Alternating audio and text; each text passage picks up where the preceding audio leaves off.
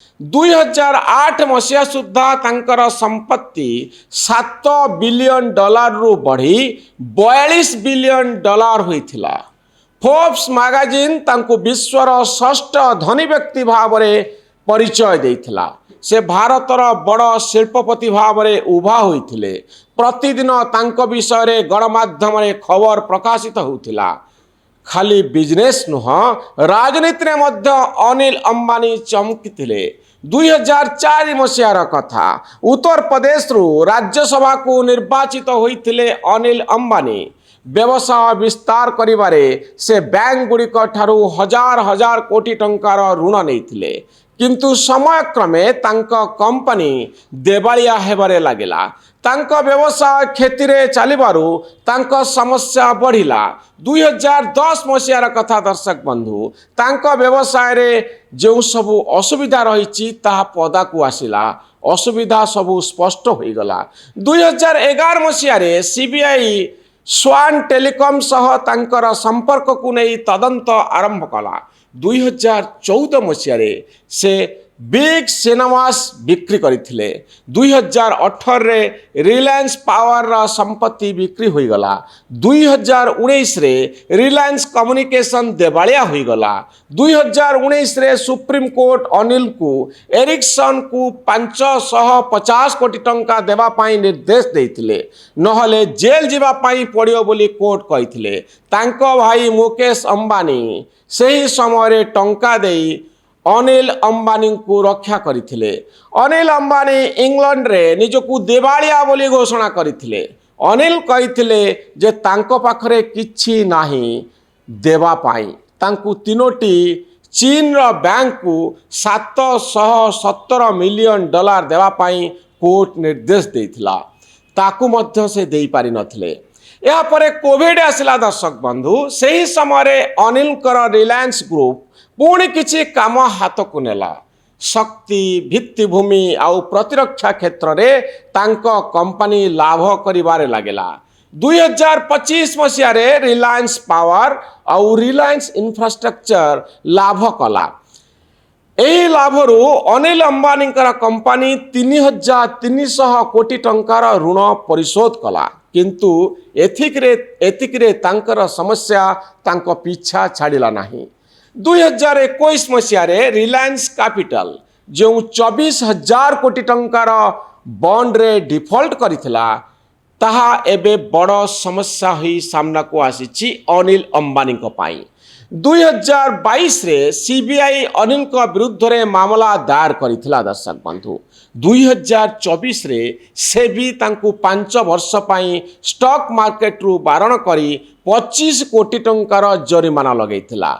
एबे अनिल अंबानी को ईडी अनेक मामला रे समन करिछि।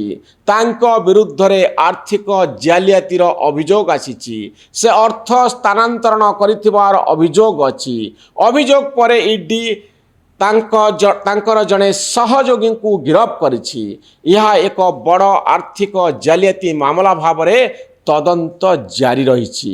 ईडी तांको विरुद्ध रे लुकआउट नोटिस जारी करिछि, जहा द्वारा से देश छाड़ी जाई परिबे नाही। दर्शक बंधु, अनिल को विरुद्ध रे अभियोग हेउछि जे तांको कंपनी गुड़िक ऋण नहीं ता अन्य कंपनी गुड़िक स्थानांतर करिसंती, अर्थात फंड डाइवर्सन।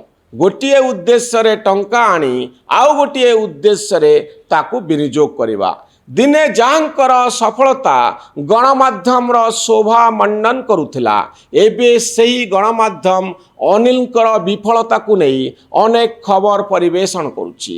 एक समय माराथन दौड़ुथिबा अनिल एबे देवालिया होई बैंक को टंका न दे पाई समय गड़ाई चली। प्रतिदिन कोर्ट रे से अभियोग आउ आक्षेपर सामना करुछंती। समस्ते अपेक्षा करिछंती जे अनिल एही दौड़ शेष करी पुणी ऊपर को उठिबे ना अभियोग रे हताश रे तलितलांत होई हारी जिबे। दर्शक बंधु, समय कहब अनिल अंबानीकर अवशिष्ट समय रे परवर्ती समय रे तांकर भाग्य उदय होउची कि ना, किंतु अनिल जीवन रु यही शिक्षा मिलुची जे धनी हेबा बड़ शिल्पपति हेबा गणमाध्यम रे प्रशंसा पाइबा जेतिकी सहज ताकू ठीक भाव रे परिचालना करिबा सेते सहज कथा नुहे। दिने विश्वर षष्ठ धनी व्यक्ति जे कोर्टर काठगड़ारे निजकू देवालिया घोषणा करि पारिबे एथिरे आश्चर्य हवार किछि नाही। जे पृथ्वीर षष्ठ धनी व्यक्ति से देवालिया होई पारंती।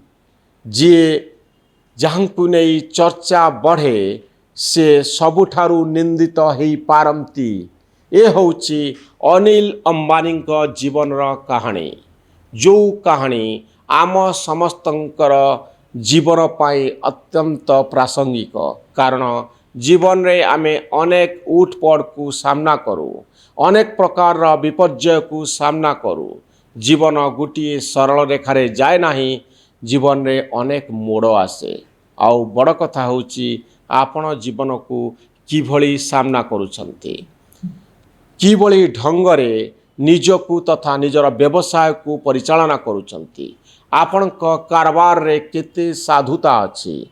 आउ केवल धनी हवा लक्ष्य रे आपण सेभली किछि काम करू नाहंती तो जहा परवर्ती समय रे आपण को विपद रे पकाई पारे। आपणकर भविष्यत को आपण कैरियर को ए सबु प्रभावित करि पारे। ए कहानी आम समस्तंक पई उद्दिष्ट। दर्शक बंधु ए भिडियोटी केमती लगिला आपण प्रतिक्रिया रे कहिबे, निजर मतामत लिखिबे। आउ आम चैनल न्यूज रूम को आपण माने सब्सक्राइब करिवे। आउ आम भली सांबादिक माननकु उत्साहित करिवे। धन्यवाद, नमस्कार।